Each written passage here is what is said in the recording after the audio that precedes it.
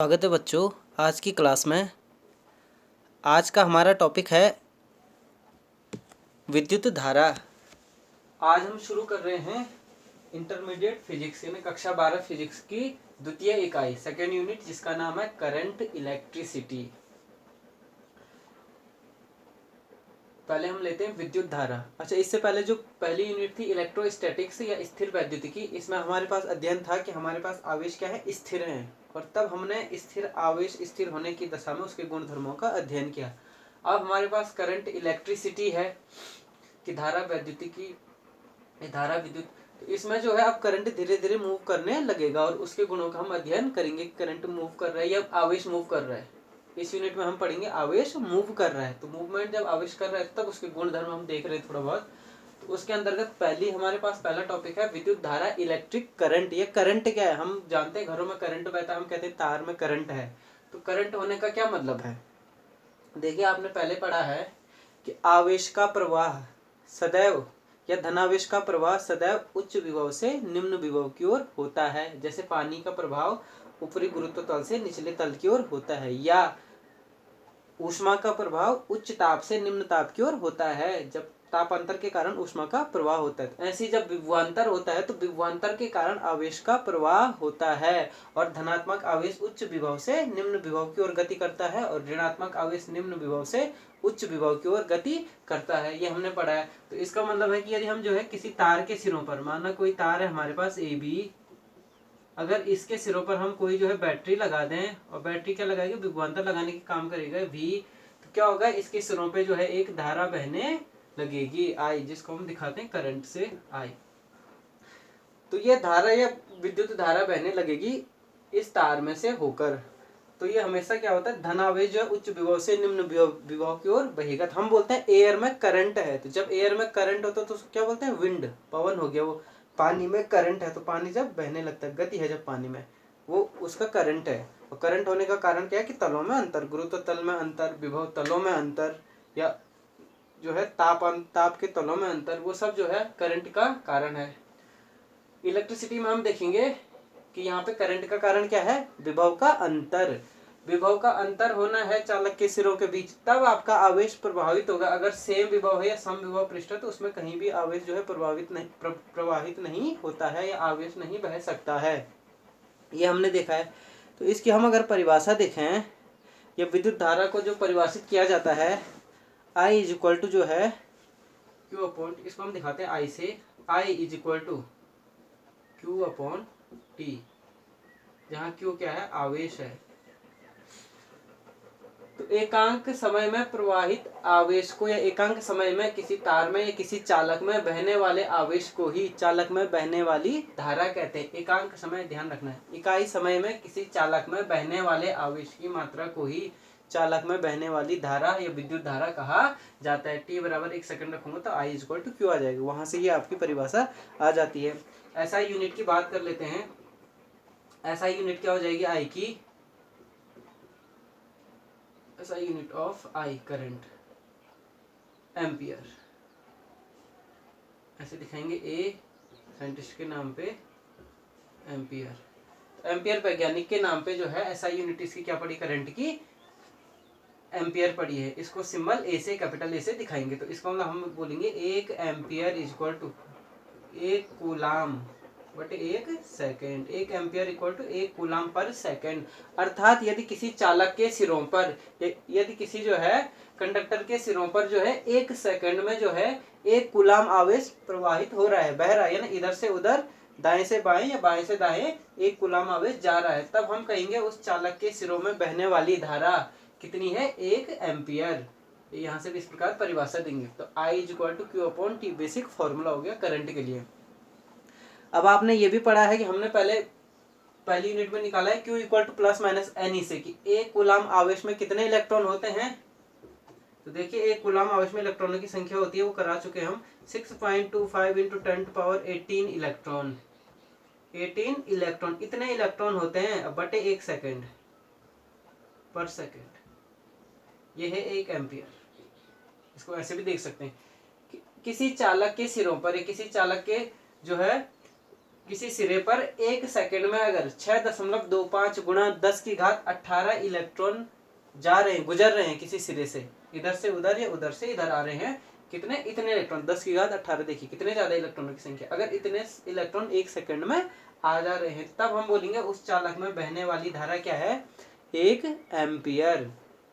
ये एम्पियर की ऐसे परिभाषा देंगे। इस प्रकार से हम उसको जो है गुणात्मक रूप से, सॉरी वो मात्रात्मक रूप से ऐसे देखेंगे, क्वांटिटेटिवली।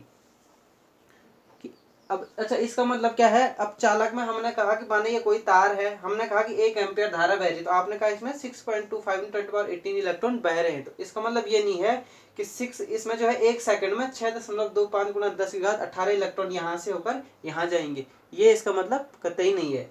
सिंपल क्या होता है, जैसे आप पानी का पाइप लेते हैं, जब पानी के पाइप में पानी बहता है तो क्या होता है, उसके अंदर जो है पानी रहता है, तो ऐसा तो नहीं होता है कि यहाँ से जैसे किसी पंप से धक्का देंगे तो पानी, जब ये पानी यहाँ पहुंचेगा तब बाहर निकलेगा, जैसे ही यहाँ से धक्का लगता है पानी यहाँ से बाहर निकलना शुरू करता है। तो वैसे भी कोई हमारे पास कोई भी कंडक्टर है, वो क्या होता है, फ्री इलेक्ट्रॉन भरे होते हैं उसमें, तो जैसे ही जो है उसमें हम उसके सिरों पर विभवांतर लगाते हैं, तो ये ना 1 सेकंड में यहाँ से 6.25 × 10⁻18 इलेक्ट्रॉन यहाँ से अंदर गई 1 सेकंड में, और उसी 1 सेकंड में 6.25 × 10⁻18 इलेक्ट्रॉन जो यहाँ पहले से मौजूद थे वो बाहर निकले, तो यानी ये वाला इलेक्ट्रॉन यहाँ नहीं पहुंचा, ये आपने समझना, हर जगह इलेक्ट्रॉन भरे हैं, तो इतने इलेक्ट्रॉन अगर अंदर गए तो इतने इलेक्ट्रॉन बाहर गए, जैसे इतना पानी अंदर तो उतना पानी बाहर, ये इसका मतलब है। तो ये आप इसको यहाँ पे क्लियर कर दीजिए पहली। नेक्स्ट देखिए, इसमें ये तो गई धारा की बात। अच्छा, नेक्स्ट मात्रक हो गया एसआई मात्रक।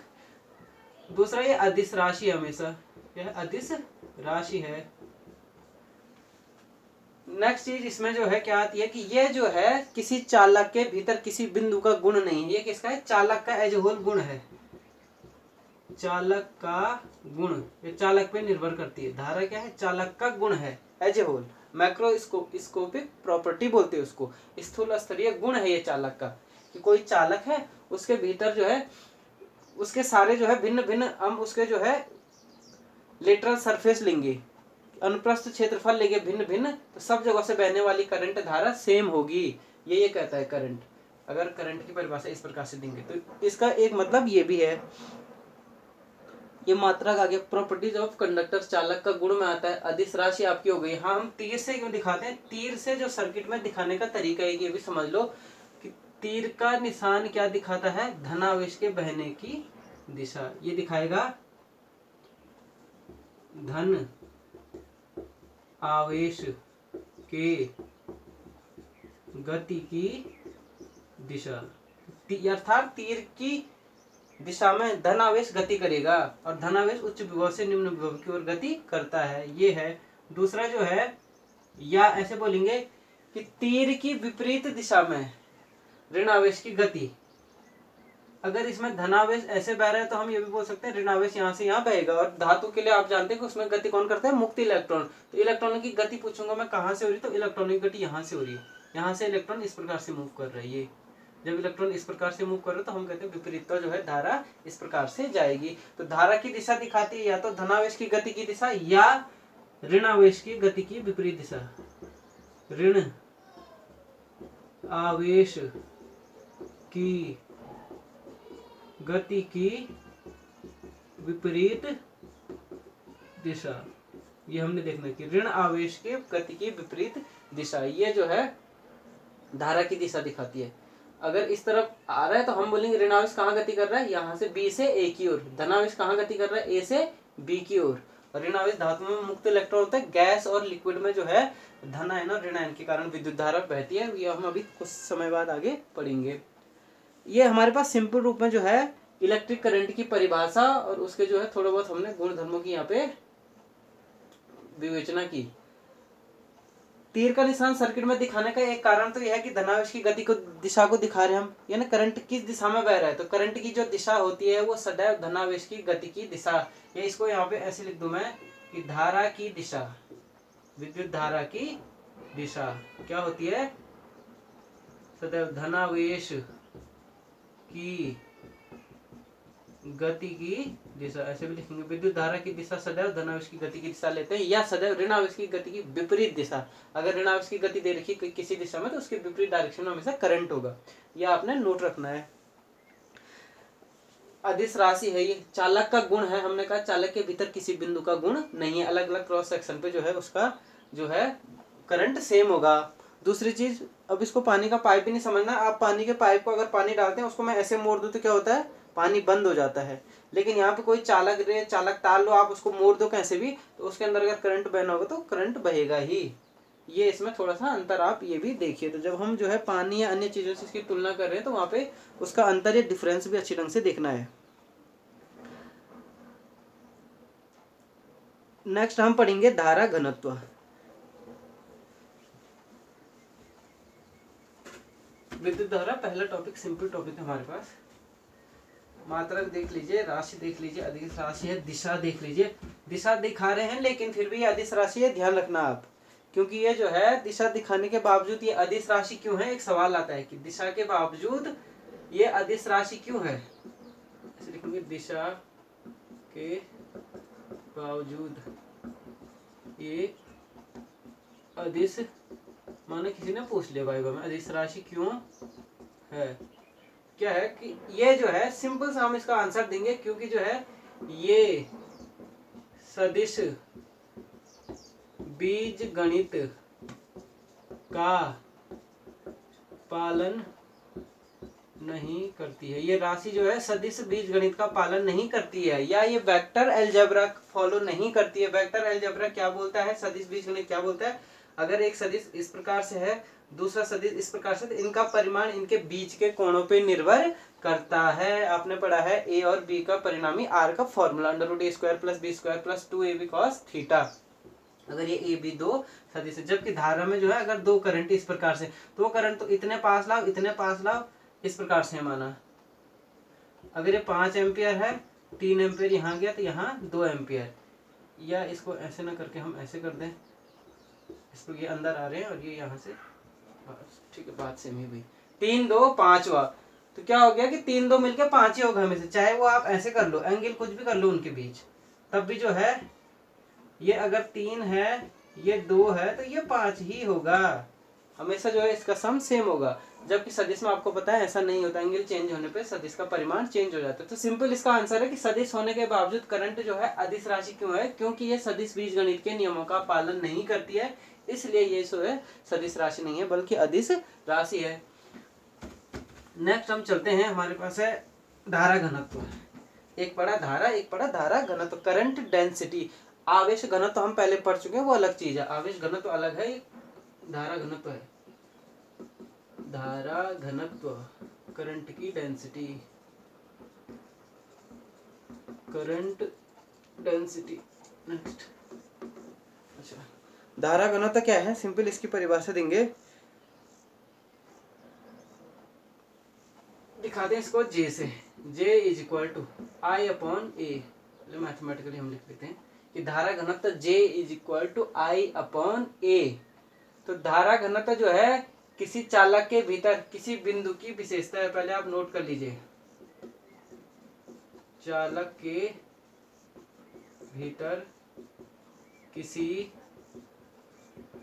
बिंदु की विशेषता है, विशेषता है, अर्थात चालक है उसके भीतर भिन्न भिन्न बिंदु हैं, तो भिन्न भिन्न बिंदुओं पर धारा घनत्व का मान भिन्न भिन्न होगा। जबकि हमने कहा था चालक के भीतर भिन्न भिन्न बिंदुओं पर भिन्न भिन्न क्रॉस सेक्शन पर धारा का मान करंट सेम होता है, जबकि करंट डेंसिटी डिफरेंट होती है, different point two point very करती है। इसलिए हमने कहा ये चालक के भीतर किसी बिंदु की विशेषता है, जबकि करंट जो है चालक की एज ए होल पूरे चालक की विशेषता है।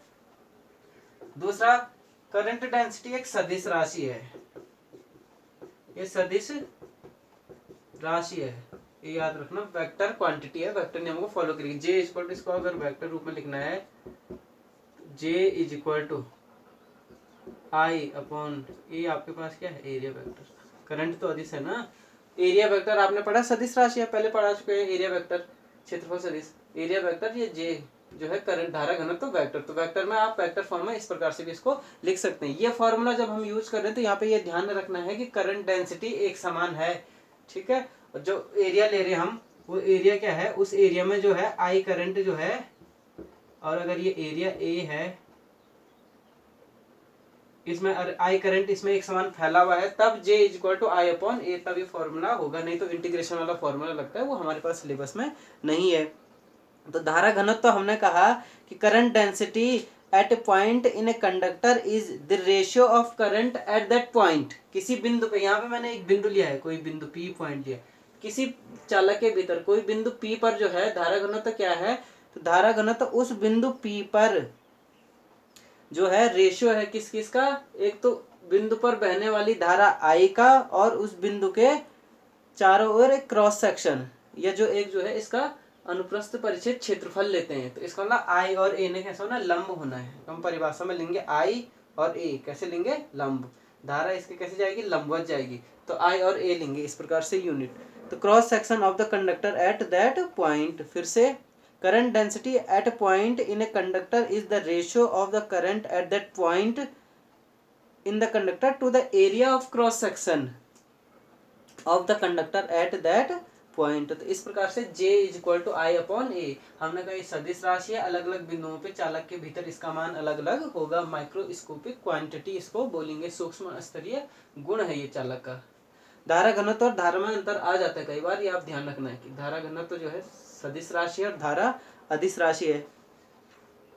नेक्स्ट हम चलेंगे, अच्छा मात्रक की बात करें इसके सबसे पहले, तो धारा घनत्व का मात्रक क्या हो जाएगा, सिंपल यहाँ से निकालेंगे आप।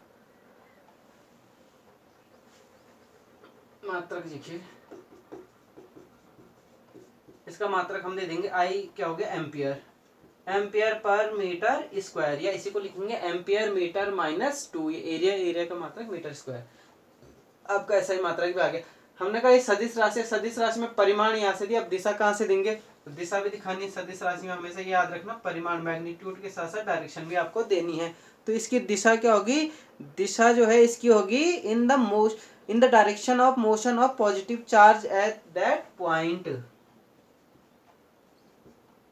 धनावेश, धनावेश की गति की दिशा उस बिंदु पर, जिस बिंदु पर हम धारा घनत्व ले रहे हैं, हम ये नहीं बोलेंगे इस चालक का धारा घनत्व कितना है, गलत स्टेटमेंट, हम ये बोलेंगे चालक के फला बिंदु पे, अमुक बिंदु पे जो है धारा घनत्व कितना है।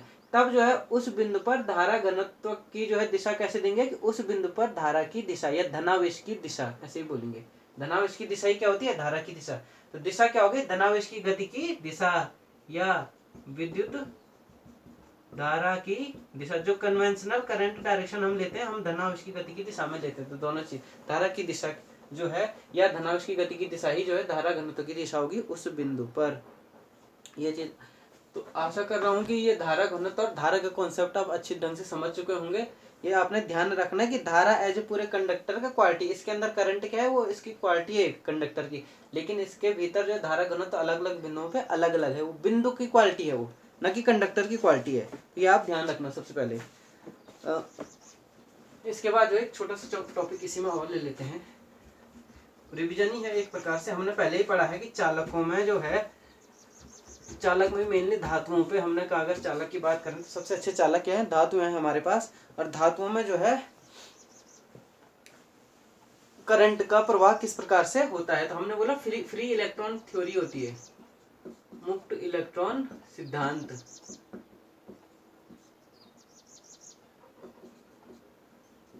इसी में टॉपिक लिखेंगे धातुओं में चालन करंट का। ये बात ध्यान रखना, जब आवेश जो है चलने लग गया, या ना हम करंट की बात करें तो इसका मतलब किसी भी चालक के भीतर, किसी भी पदार्थ के भीतर आवेश की गति होने लग गई है, और जब आवेश की गति होने लगती है तब हम कहेंगे करंट है उसमें, ये करंट प्रभावित हो रहा है। Flow of charges causes origin of current, आवेश का प्रवाह ही जो है करंट की उत्पत्ति करता है, और पर सेकंड आवेश कितना प्रवाह कर रहा है वो जो है करंट कहलाता है बाय डेफिनेशन। धातुओं में चालन या मुक्त इलेक्ट्रॉन सिद्धांत क्या, हमने पहले भी पढ़ा है कि जो है प्रत्येक पदार्थ जो है अणु से बना है, परमाणु से, फिर अणु परमाणु से बने हैं, और प्रत्येक परमाणु में क्या होता है, धनावेशित नाभिक होता है। नाभिक के चारों ओर भिन्न भिन्न कक्षाओं में जो है इलेक्ट्रॉन घूमते रहते हैं, बार बार आ रहे हैं टॉपिक। और इलेक्ट्रॉन में भी जो है नजदीक वाले इलेक्ट्रॉन मजबूती से बंधे होते हैं, जिनको हम बोलते हैं बाउंड इलेक्ट्रॉन या बद्ध इलेक्ट्रॉन। बाहरी कक्षा के इलेक्ट्रॉन जो है कम आकर्षण होता है उनपे, एक तो इलेक्ट्रॉन का प्रतिकर्षण भी लग रहा है, ऊपर से दूर भी हूँ, तो कम आकर्षण लगता है, इसलिए जो है उनको हम बोलते हैं लगभग मुक्त इलेक्ट्रॉन। या और धातुओं में खासियत ये होती है कि जो बाहरी इलेक्ट्रॉन होता है वो थोड़े से तापमान पे या लगभग जो है धातुओं में जो है वो आसानी से फ्री होता है। फ्री होता है तो वो जो है उस धातु के भीतर आयतन में कहीं भी रैंडम गति, रैंडम मोशन करता रहता है, कोई एक फिक्स डायरेक्शन नहीं होती उसकी। इस प्रकार से गति करता है जैसे जो है बंद बर्तन में गैस के अणु या इस कमरे में गैस के अणु गति कर रहे हैं फ्रीली, तब हम इसको बोलते हैं इलेक्ट्रॉन गैस। और यही जो है फ्री इलेक्ट्रॉन या मुक्त इलेक्ट्रॉन का सिद्धांत है। तो धातुओं की खास बात यह है कि उनमें जो है मुक्त इलेक्ट्रॉन पाया जाता है। धातुओं में क्या पाया जाता है? Free electron. और किसी भी फ्री इलेक्ट्रॉन किसी भी पदार्थ में, इन्हीं फ्री इलेक्ट्रॉनों को हमने कहा मुक्त आवेश। ये मैं पहले पढ़ा चुका हूँ कि मुक्त आवेश और बद्ध आवेश क्या है। फ्री इलेक्ट्रॉन को जो है धातु में फ्री इलेक्ट्रॉन होते हैं। और यहाँ से हम ये भी समझते हैं कि किसी भी चालक को या किसी भी पदार्थ में करंट बहने के लिए आवश्यक है कि उस पदार्थ में मुक्त आवेश होने जरूरी हैं। मुक्त आवेश, अब इसमें मुक्त आवेश नहीं है तो ये कुचालक है। प्लास्टिक में मुक्त आवेश नहीं होता है तो वो कुचालक होता है। और धातुओं में मुक्त इलेक्ट्रॉनों के मुक्त आवेश के रूप में इलेक्ट्रॉन होते हैं।